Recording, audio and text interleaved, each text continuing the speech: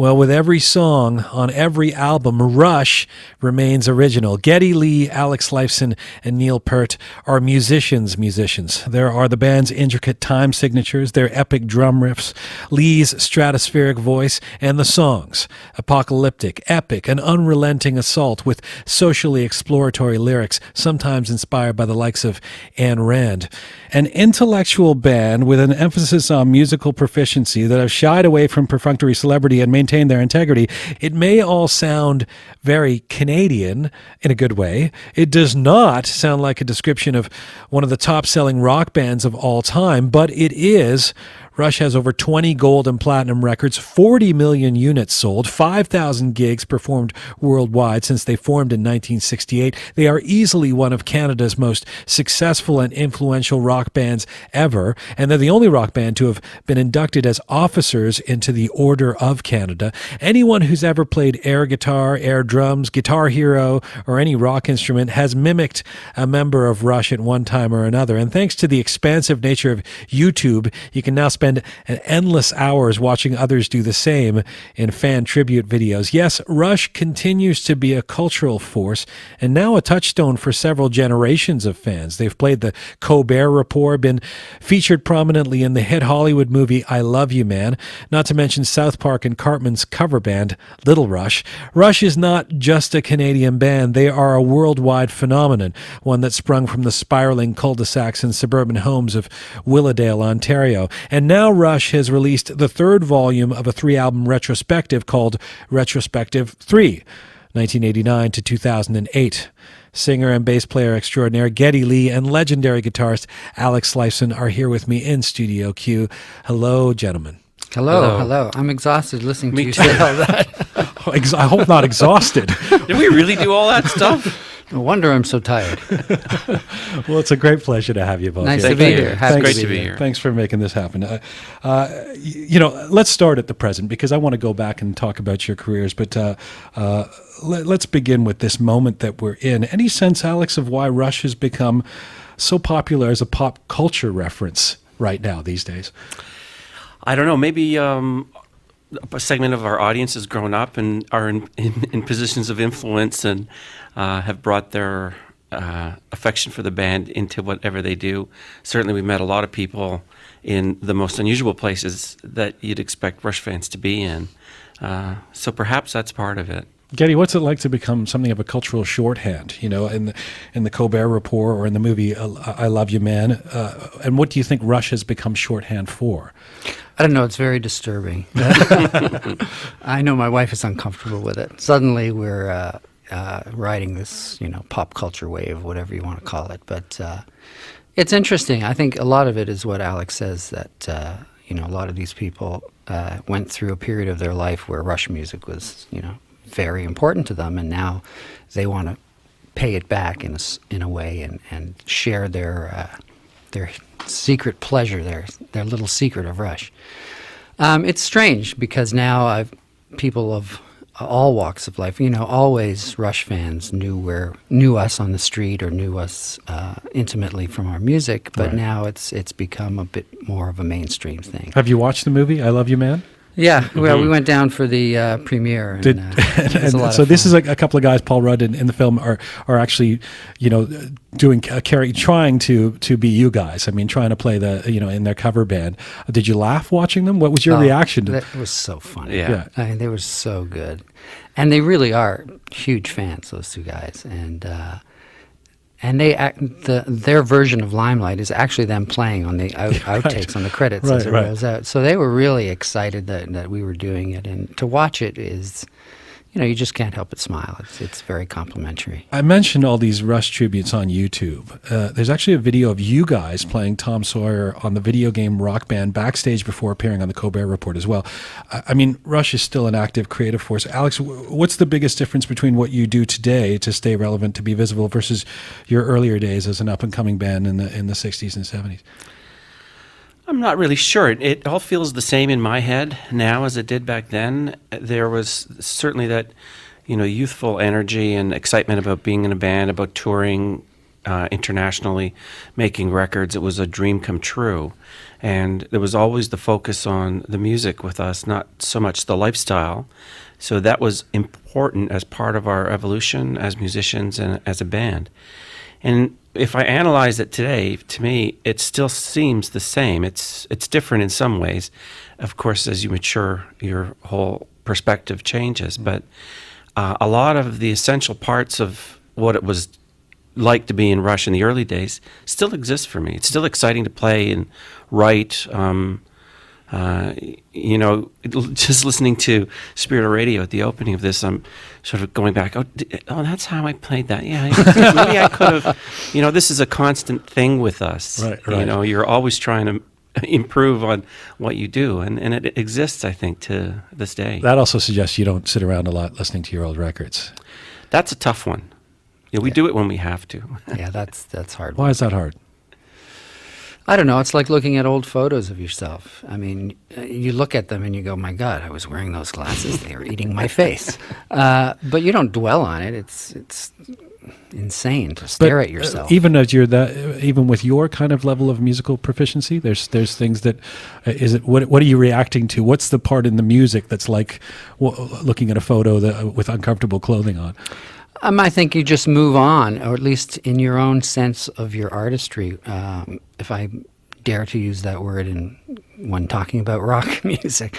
But, you consider yourself a player of a particular moment, and everything you've done in your life adds up to moving forward as a player, as a writer, as a producer. So when you go back 10 years and listen to that moment, you remember everything about the recording session. You remember what your attitude was like as a musician, and you feel very far from that point.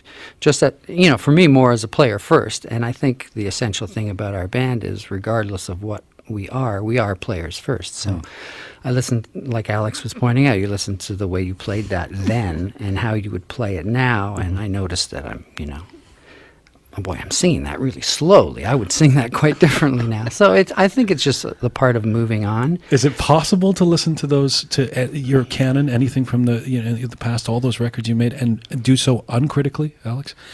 It's actually quite difficult. You're so inside of it that, like Geddy said, you remember the session, you remember playing it, you remembered what the lighting was like in the control room. I mean, it's incredible the details you remember from those recording sessions.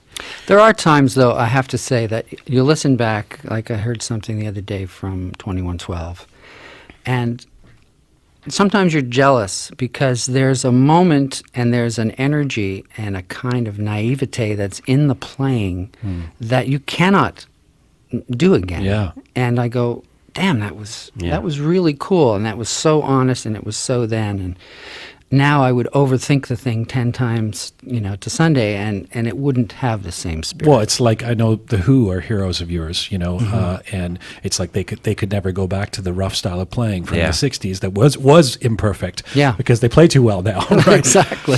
This is a good segue, because I want you to take us back and work through, on this occasion of the release of the third of these retrospective records. I mean, before the fans, the arenas, getting airplay on radio, you two met in high school.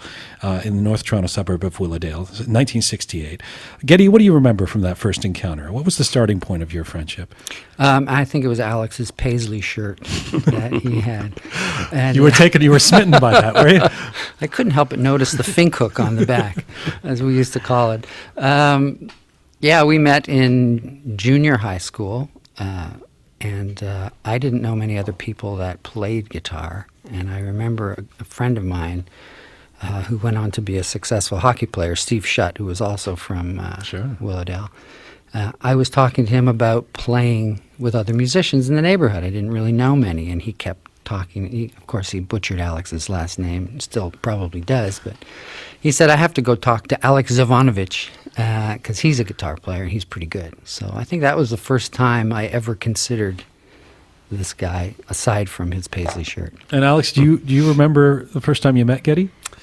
I can't honestly say that I do, but that's no reflection on our relationship. I just can't remember much these days. But I do remember that we were really kind of outside of the rest of our class.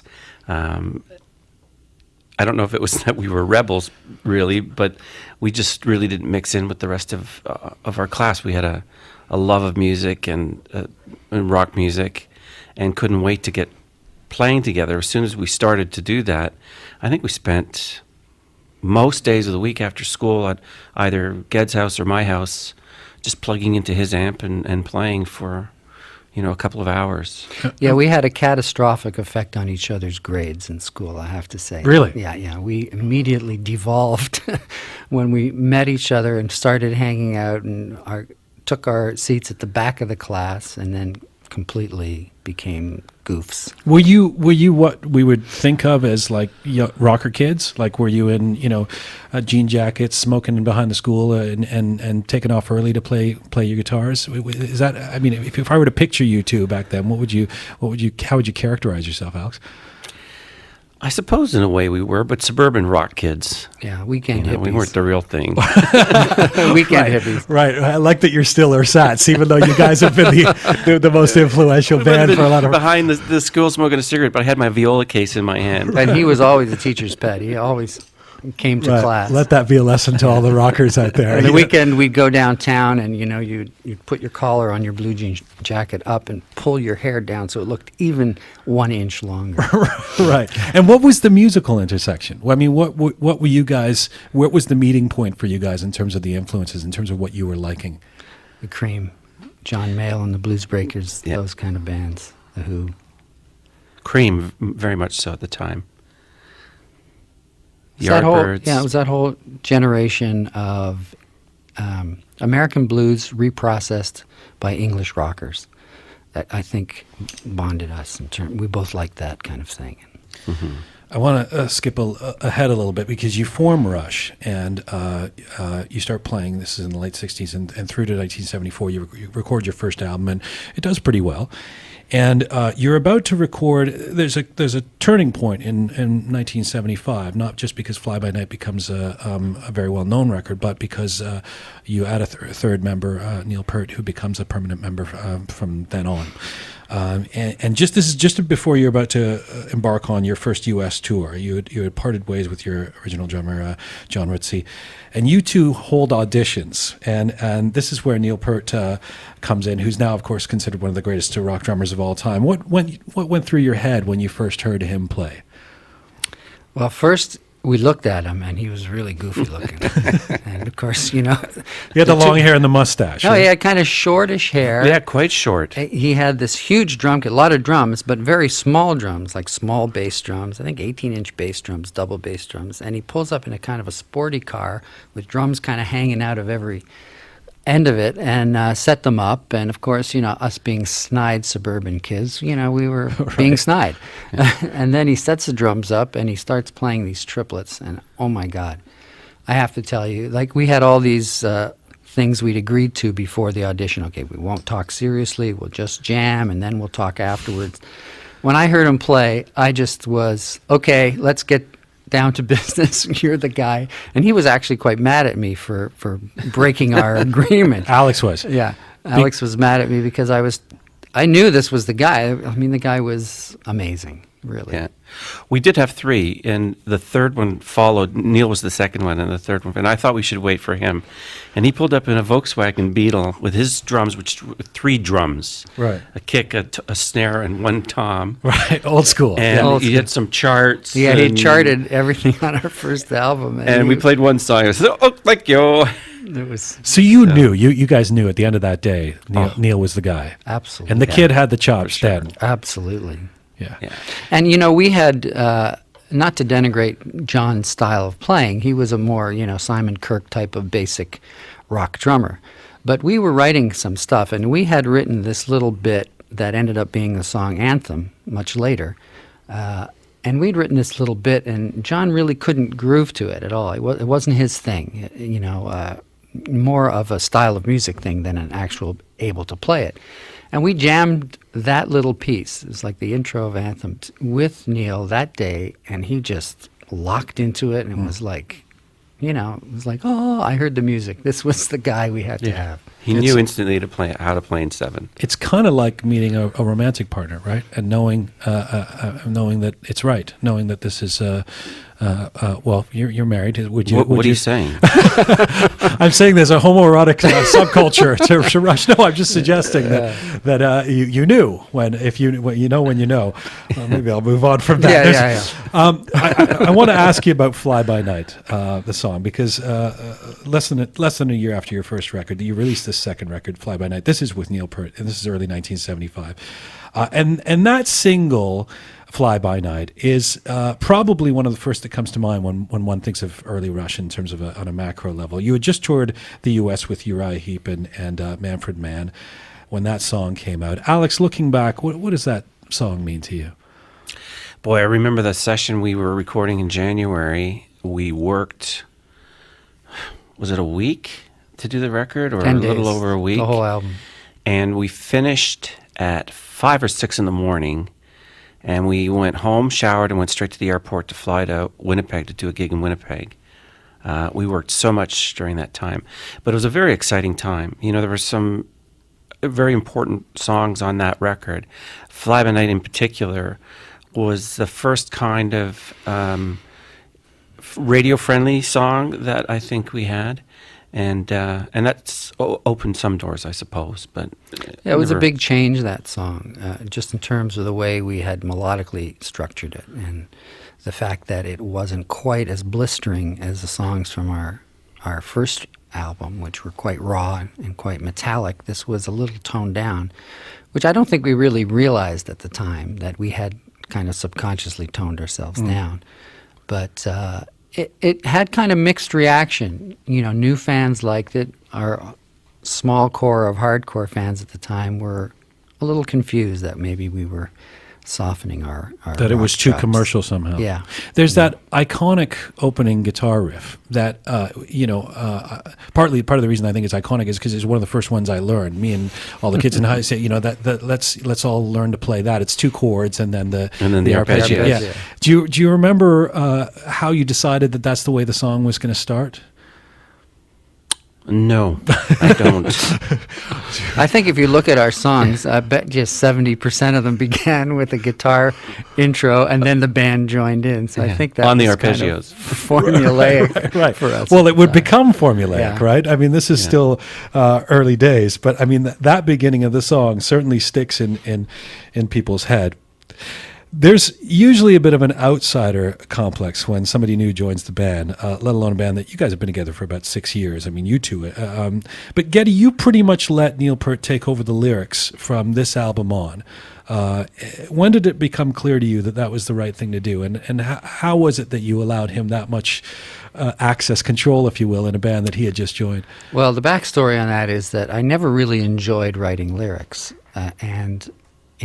When John was in the band, he wrote the lyrics. And when it came time to record that first album, we were waiting on his finished lyrics, and they never arrived. And he had some, problem, and he was unhappy with them, and he kind of tore them up, and they never arrived. So here we were in the studio, and in those days we recorded our first album after playing till 1 o'clock in the morning at the Gasworks, or it was the Gasworks it was the at the time. Gasworks. So we would do 5 sets.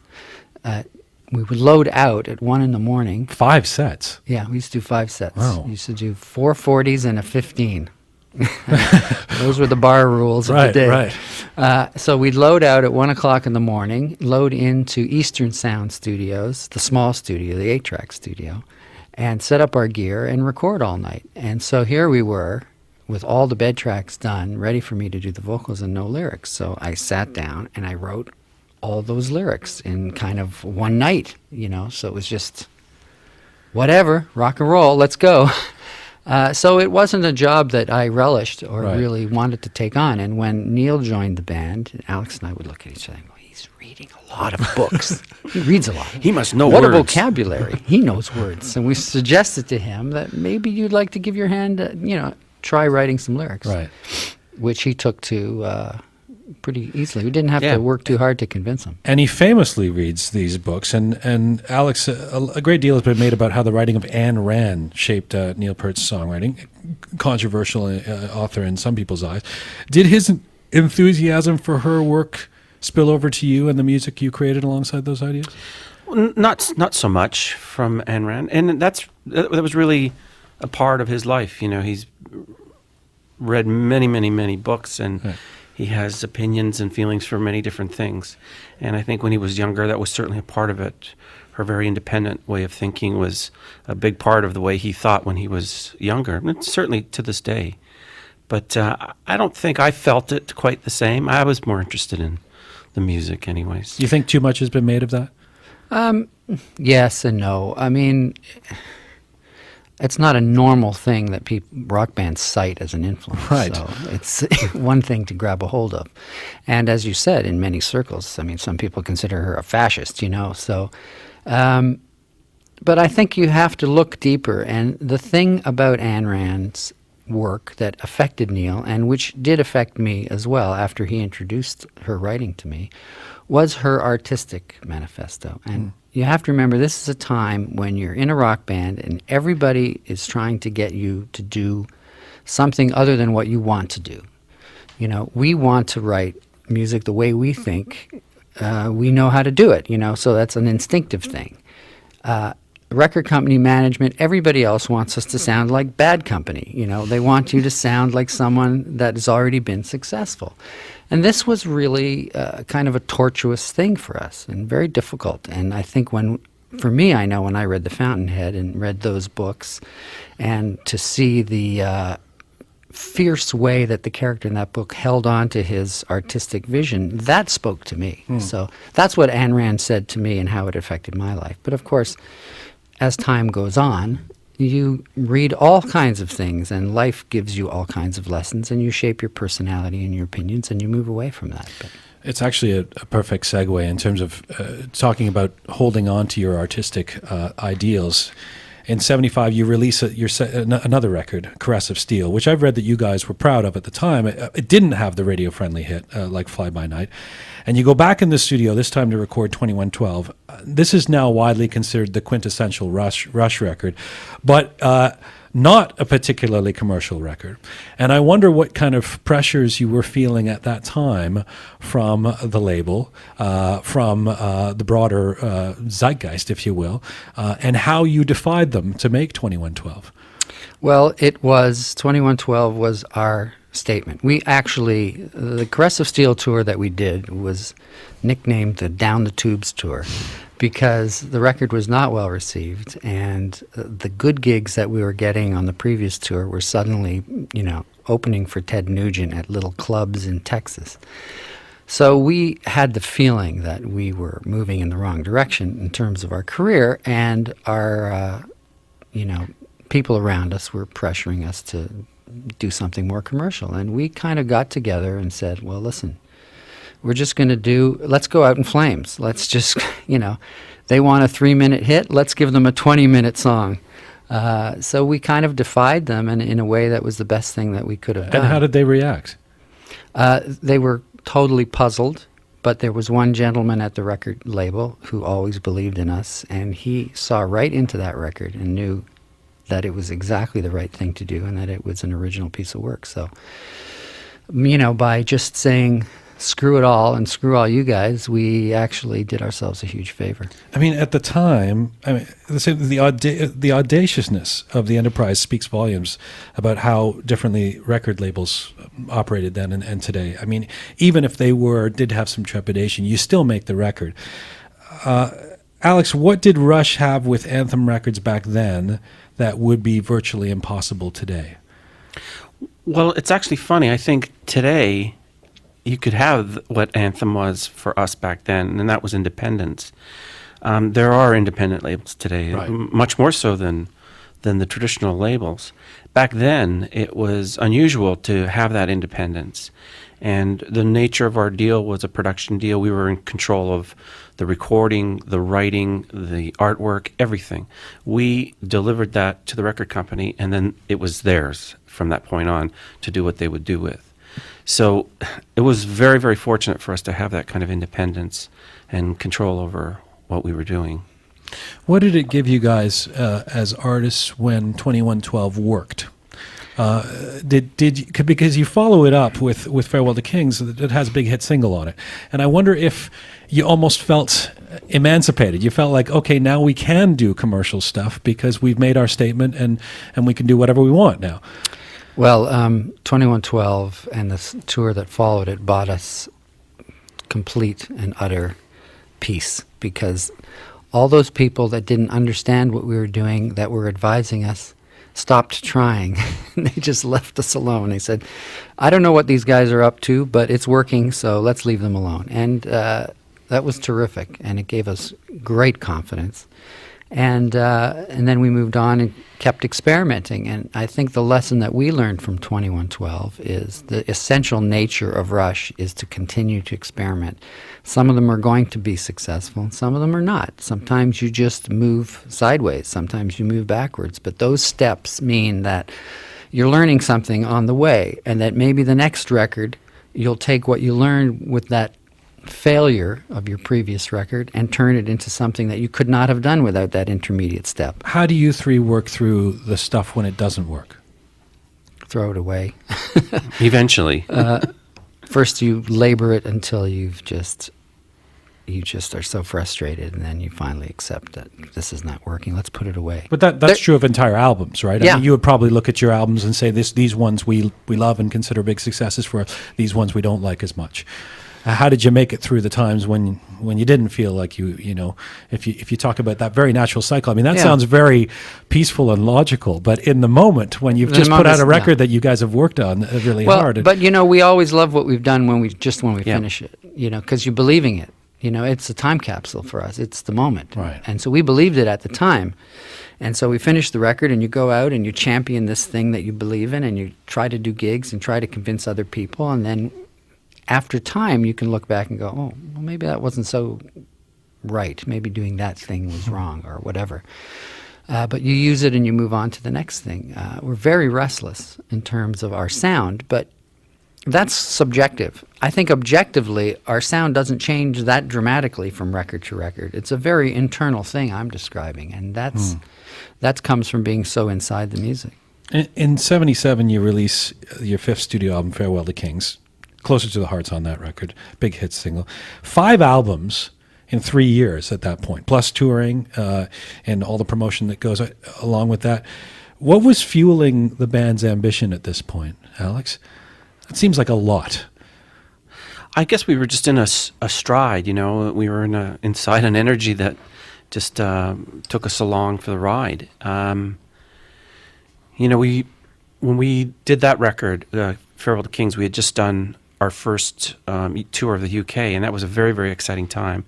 That was the first record that we recorded in the UK as well. So it was exciting to be in a different atmosphere and have the influence of where our roots musically were from and how that developed. There's something about that period that was really good for rock bands, because when you signed a record deal, most record companies knew that rock bands took a few records to kind of connect.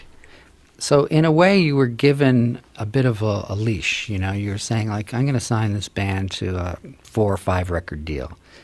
And generally, if you didn't develop into something by the end of that term, well, then you moved on.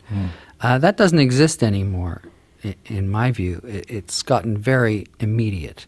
And that kind of immediate pressure, I think, is unhealthy for rock. So for us, we were lucky, and that's why we made so many records. We signed this deal that required us to make 2 albums a year. It was like crazy, really. But it got you in the studio, it got you writing, and that is the best thing for any musician, is just to write and write and write. But you're just a few years now here removed from your high school years. Did that kind of prolific album making, touring take a personal toll? I don't think so. No, not really. I mean, it was tough work. It was we were away a lot from our family and from a normal life. I had kids when I was quite young, so that aspect's always difficult when you're a working parent and you're away from your family. But it was a very, very exciting time, and you couldn't get enough of it, to be honest. Yeah, we loved it. It also suggests that you guys were really serious about what you were doing at the time. I mean, that kind of work ethic means you got it. You know, you're playing in the NHL in the Stanley Cup playoffs here. You know, you're serious about your game, and it's an interesting thing with you because musicians certainly take you seriously. I mean, many of us were in high school with our arms folded, watching whatever band was on stage, trying to mimic the players in Rush and judging them. I mean, we take that seriously. People have taken your music seriously. People have taken your lyrics seriously. You're considered kind of a serious band. Do you think you were taking yourselves as seriously as everybody else was? Well, we took our music seriously. We didn't take ourselves very seriously. We were pretty goofy guys. And I think that goofiness is what got us through all that incredible workload. We were never home, and we were, working and writing all the time. But, a strange band. We were trying to accomplish something, and we were inside the music, and objectively, we created this thing that we had the unfortunate possibility of existing at the same time as a lot of people that were influencing us. So our influences were quite visible in our music, and that led to, negative press. And because our kind of reach exceeded our grasp to a certain degree, that never bodes well with the critical public. But yet there was something sincere about what we did, and there was something that really did feel like honest conviction to our fans, and they reacted to that. So that connection got us through that period. Closer to the Heart becomes this massive hit, and Neil Peart was once quoted as saying that you stopped playing Closer to the Heart on tour because you got sick of it, or he got sick of it, I guess, he said. What about you? I mean, did you feel like, for all the diversity of this band that you had created, that despite the fact that you were enjoying a hit, that there was too much attention on one song? Not really. I don't think. Yeah, it never seems that way. We were always too busy to think about that kind of thing. Because, we were kind of a regional band still, even though, Close to the Heart was a big hit in Canada and the UK and places like that. There were a lot of places we went to that people still didn't know who we are. And that's been the kind of conundrum about Rush through the ages. There are pockets where we're very well known and pockets where we're not. And that's the quirkiness of not having, hit after hit that are top 40 friendly. So I don't think we really thought about that kind of thing.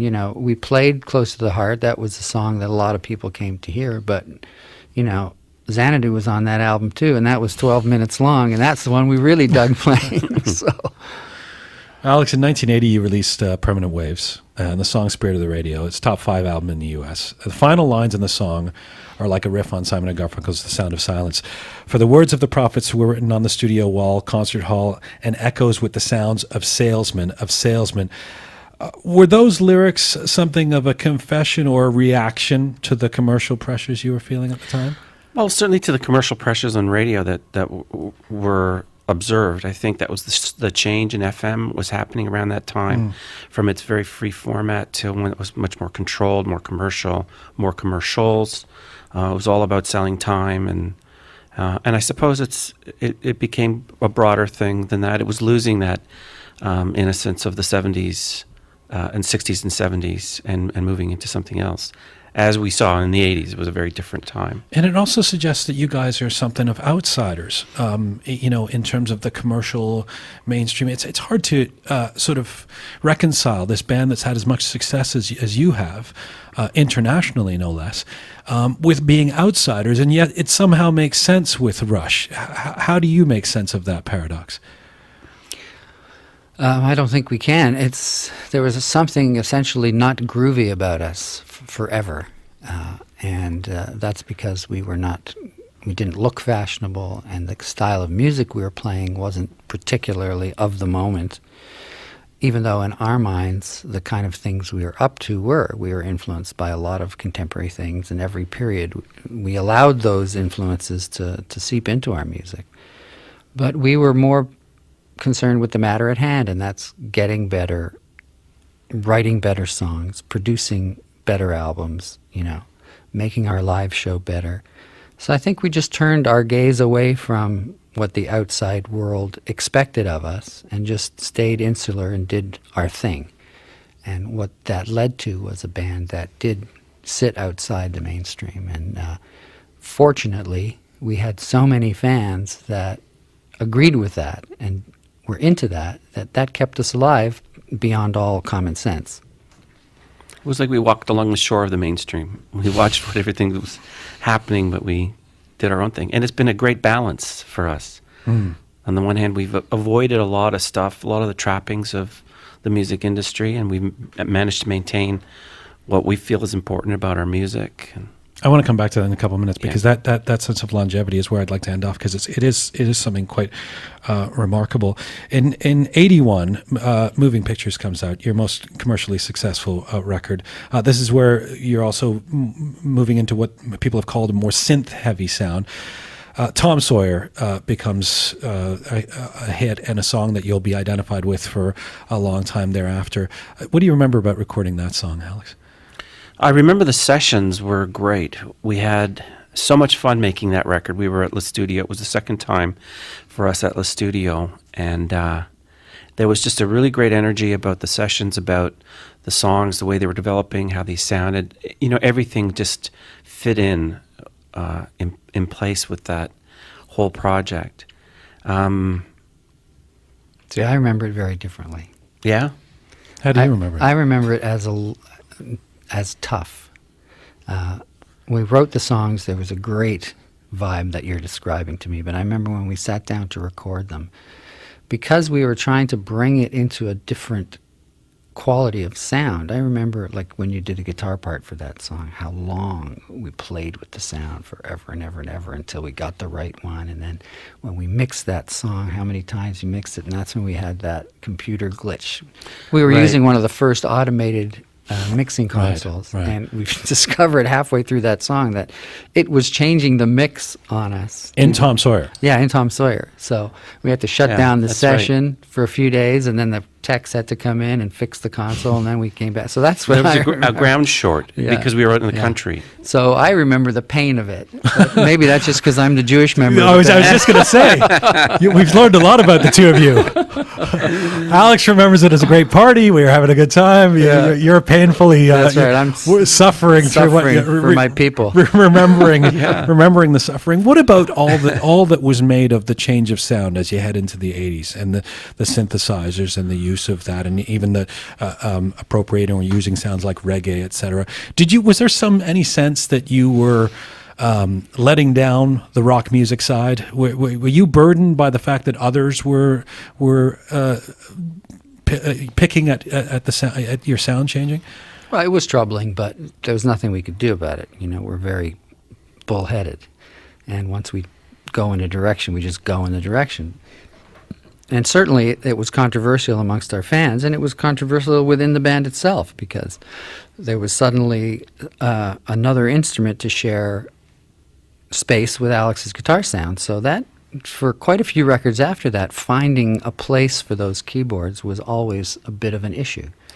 But it was something that I felt was really important. Obviously, all of us agreed on that, because there was some desire to bring much more musicality and melody into our raw sound, and that was the way we chose to do it. We experimented with, string sections and choirs, and it was a kind of a opening up of the production sensibility. Like, we kind of turned from being players only to players/producers Right. of our own music, and I think it was a really important period.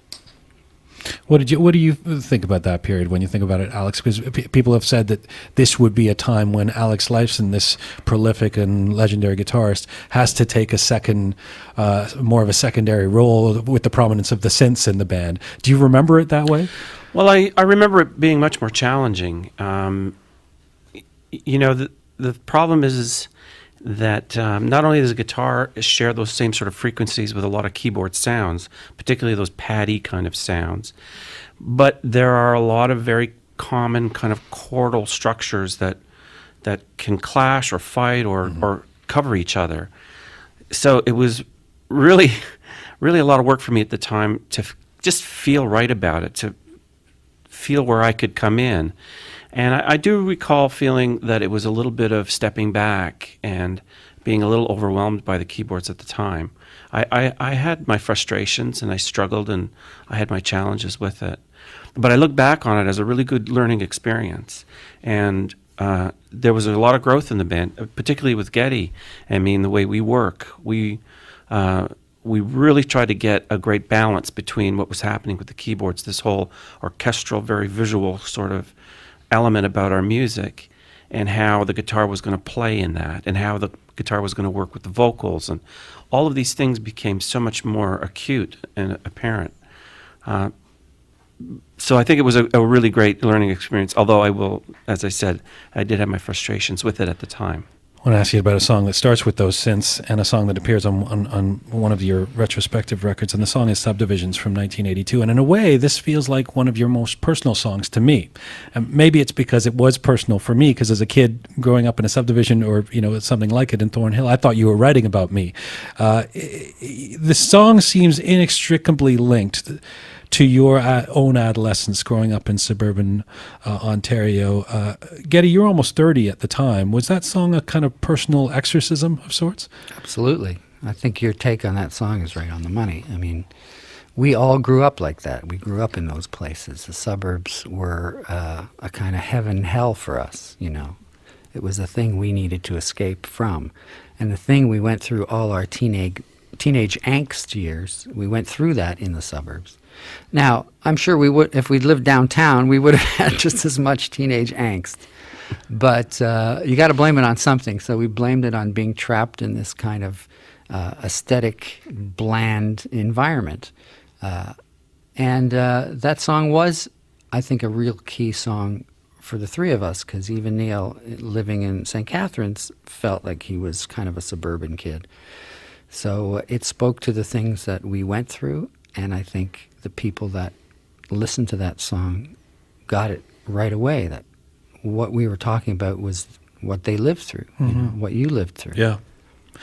Alex, you concur? I mean, you were growing up in one of Canada's first suburban neighborhoods, Willowdale, a model of conformity, really. Did that shape the kind of social commentary you wanted to express for the rest of your career? Well, it certainly gave us a foundation, growing up in that kind of environment, particularly coming back from an Eastern European background with a strong work ethic. I don't... Yeah. I mean, our parents were immigrants. They worked very hard. They went through hell in their own country. They came here, and they thought it was heaven to live in an area that was so antiseptic and so clean, and dependable. There weren't even trees to bother you, It was just a bland existence, and I think that was really hell for me. And to me, it was just so lacking in personality that I wanted whatever we did, whatever I did, to have some personality. And it was a real driving force for me. Speaking of lifestyle, as we move through the 80s and into the 90s, I mean, there's a lot of hits, there's a lot of big records. Your success continues. I read somewhere that in 1987, so you're roughly almost 20 years into your career as you two working together, you'd come off a particularly grueling tour, and it was the turning point where you guys said, we have to figure out a way to make this work for us health-wise, and we have to figure out how we're going to tour and maintain our family lives. Tell me a bit about that. Yeah, I think we were starting to feel alienated from our children, from our wives, from any sense of community. We were spending so much time on the road, and the tours were getting more involved and going to more countries. And I think we were just starting to freak out a bit. I think the strain showed in our marriages, in our personal lives, to a great deal. And I think we were starting to burn out. And that's when we just kind of said, look, this is stupid, to have everything and to lose everything is not worth it. Yeah. So we started getting very strict about how we would tour. We all made kind of deals with our family. Okay, look, we're going to go away on a tour, but we're not going to be gone for more than 3 weeks without coming home for a week. And we're not going to tour more than X number of dates without taking the summer off. And so we worked harder at being better people, I think, outside of a band. Alex, when you talk about that immigrant work ethic, which I think a lot of people listening can relate to, did you, when you guys have worked so hard as a band for 20 years at that point, did you actually have some fears of slowing down the pace or changing the pace, that this would lead to some dormancy in the band's career? At this specific time, I couldn't care less. I was so exhausted. I remember we had just come back from Europe. We did a European tour that lasted about 5 weeks after an 8-month tour in North America. And here we were in the studio mixing a live record. I mean, we came home, we had a few days off, and we went into the studio for another 6 weeks or something to mix a live record. You know, we just had it up to here. It didn't matter anymore. We were so exhausted and so over it by that point. I remember sitting on the couch in the back of the studio, the three of us, discussing how, you know, we have to be very careful here because this could be the end. We need to take a break and reevaluate everything that we're doing. In the late 90s, Neil Peart suffered incredible personal loss. He lost both his wife and his daughter within a span of a year. This precipitated what would become a 5-year hiatus for you guys. Alex, at that point, did you expect Rush would regroup again? I didn't really think about it that much. It was such a very difficult period for everyone. Those first couple of years, we just sort of, you know, stumbled along, not doing too much. It was hard to get into music and to even think about music for a year after that that terrible time. Me personally, I got into a couple of other projects as things went on, and after a few years, I started to think that maybe this wasn't going to work out. It's funny, when it happened, it just seemed like the band was such a secondary thing. This didn't seem that important at the time. Neil's health was the important thing, getting him back on his feet. But after a few years, it seemed less likely that we would ever get back together. When you did regroup, Geddy, did the priorities for what Rush is all about change? Those priorities changed the moment those horrible things happened. I mean, it was just, what is life? What is important in your life? I was convinced that, everything else was just, as Alex said, not important to discuss. So, of course, when Neil decided he would like to try to get together and see what happens, and it was we waited for him to say something. I didn't think that day would ever come, frankly. We sat down, Alex and I talked, and said, look, we have to create an environment for him that has very little pressure. So we very carefully designed a way to come back and to see if it would work. And we kind of booked off a studio in Toronto for about a year. We didn't know at the time it was going to be a year. And we set up a section for Neil to play his drums because he hadn't been playing at all. And his confidence about his playing was at an all-time, non-existent level. So he had a little writing room in the back. Unwarranted, no doubt. Unwarranted, yeah. But he had a writing room in the back that he could work on lyrics, and then he had an isolated area where he could play his drums without us watching him or lording over him, so he could get his chops back. And Alex and I set up in the control room of the studio and started writing songs. And it was pretty bad because what we were writing was just awful stuff, and we were very disillusioned and very disappointed, and I guess we figured we would just get right back on that horse and it would go, but we were in very different places, and it was a very tough go. And that record took us about 14 months to do because it was a slow process of Neil getting his confidence back and us learning how to write together again and learning how to be democratic again. And all the time we were worried about him, whether he'd be able to handle it. I'm very grateful for the time that you're giving us on this show. I want to talk about longevity as we end off. Sure. Because when you release the third album of a retrospective, and there's a lot of songs, you guys have been. Here's evidence to you if you don't realize it that this has been going on for some time. First of all, I have to ask you about your fans. Last year, Rolling Stone magazine referred to Rush fans as the Trekkies of rock. What do you make of that description? I don't know. There's some truth in that. I guess so. I like to think they're more than just easily categorized as fanatical freaks, but they're quite a diverse group of Trekkies, if we want to call them Trekkies. But they're loyal and they are into it. And the day we came back after that break from what we were just discussing, and they were there out in force, welcoming us back. I'll never forget that gig as long as I live. It was one of the greatest days of my life to see them back out there and so enthusiastic and thanking us for coming back. I mean, thanking us. Here I'm going, thank you for coming out. Thank you for reinvesting yourself into what the three of us goofs have decided to do with our lives. So after years of playing in arenas, playing to thousands and thousands and millions of fans, you actually worried that they wouldn't be there. Yeah. People have a short memory. You never know. Yeah, that was Maybe 4 they years. Moved on. Well, we knew people would be there. We didn't know the way they would be there. They were so upfront and emotional. Yeah. And it was incredible. I remember seeing people in the first few rows crying, and it just gave me a lump in my throat to see that kind of emotion and passion from. They were just so happy that we were actually back on stage playing again. These passionate reactions, Geddy, you've talked in the past about the fact that Rush seems to polarize people, that they love you guys or they don't like you at all. Yeah. Why do you think that is? Our music is weird. I mean, there's all kinds of weird elements in there. On the one hand, it can be very aggressive and very, raw. And on the other hand, there can be dealing with very sensitive issues lyrically and kind of orchestral moments. And, it's very hard to put our music on at a bunch of people having a party and they're dance. just having a couple of spritzers and hanging out. It requires a little bit of attention, and I think it just appeals to people that like to be able to focus on that kind of thing. So.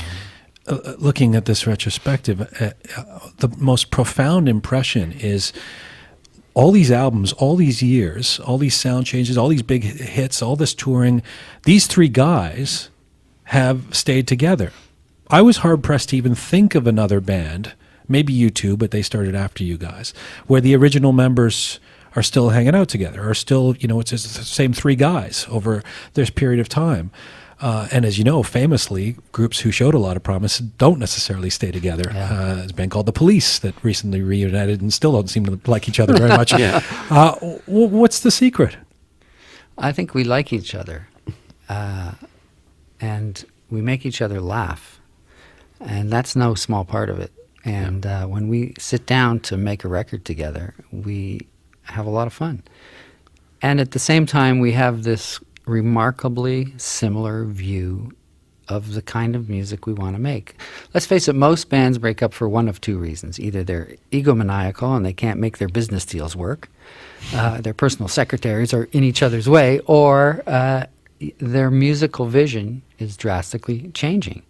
And we've been able to incorporate our individual changes in taste musically and say, look, bring them in. Don't keep them out there. If you want to do something, bring it in. We're open to it. And that's why sometimes our music takes on a bizarre angle or a sharp right turn, or we allow it to go where it needs to go to keep us feeling creative.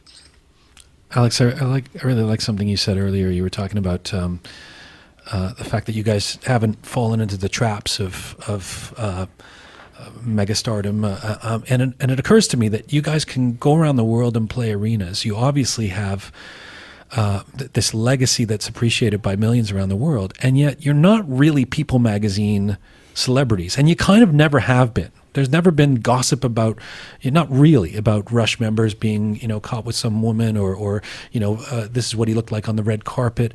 Is that part of, do you think that's part of the longevity? That when you avoid going up too fast on the basis of anything other than the music, you also avoid coming down too fast and it not being about the music? I would say that's certainly a part of it, not a primary part of it. I think what Geddy pointed out, that we like each other, that we laugh, our commonality in the music. Those are the real key things. But certainly those sort of pressures that come with that kind of lifestyle can create a lot of damage on you personally, as well as relationships and friendships and a band unit. I mean, we've seen that so many times. Yeah, I mean, it's a great I think balance so. that we have. I think what you say, though, is very true. That those pressures, we left them for others to deal with. And not having them in our lives has been very helpful in maintaining a normal profile and a normal profile at home within our own families. I've met a lot of athletes over the years, and I've had a vision into their lives. And sometimes you see this scenario where he's the stud, he's the important person in the family, and they come home from their work, and then there's still this person that has to be attended to, and not being treated in that fashion and not allowing each other to treat each other in that fashion has allowed us to be the idiots we are within our own families, and that's really healthy for our kids. It's healthy for us, and I think that is a big part of how you can move forward without that nonsense. Do you care about hit songs? Sure, why not? Yeah. We don't know how to make them, but Well, on that note, retrospectives are always a time for reflection, and where do you guys see yourselves on your journey? I mean, in the Rush arc, you're still relatively young? You're still obviously at the top of your game musically. Do you see yourselves as halfway there? Are we in the autumn of the Rush years? Are we still at the beginning? Where are we at here? I don't know. There's an answer to that question. As long as the Stones are still there, they're still pretty young. We take it one project at a time. We have absolutely no reason to think we won't go back in the studio and do another record. That's something we want to do, and it'll all begin with that. So I don't see any end in the immediate future. Alex? Right now we went through an 8-year period where we worked very, very hard, one project after another, and we decided at the end of this tour, which ended in July of last year, that we were going to take some time off, maybe a year off. So it's really nice not thinking about what we're going to do on this agreed to time frame. I know sometime soon we're going to start talking about it, and it's going to be exciting, and it's going to be the right time. But I have to say it is really pleasant right now not to really think about those sort of things. So I won't ask the question that would satiate the appetite of Rush fans who are listening, which is, when is the next record going to come out? No idea. I would I'll let say you sometime in the next 20 years. Well done. We've got a timeline. It's a great pleasure, you guys. Thank you. Thank you Thank very you. much. Talking to you. It's been nice Great. having you here. Alex Lifeson, Geddy Lee, 2/3 of Rush, and Neil Peart could not make it here, but we're proud and pleased to have the two of you guys here. And by the way, come back and play on the show anytime. You're welcome. If you can do Colbert, Sure. surely you can do a Canadian show as okay. well. Rush Retrospective 3, 1989 to 2008 is the third of their 3-part anthology. It also contains a DVD. It's out on Anthem Records, and Geddy Lee and Alex Lifeson join me here live in Studio Q.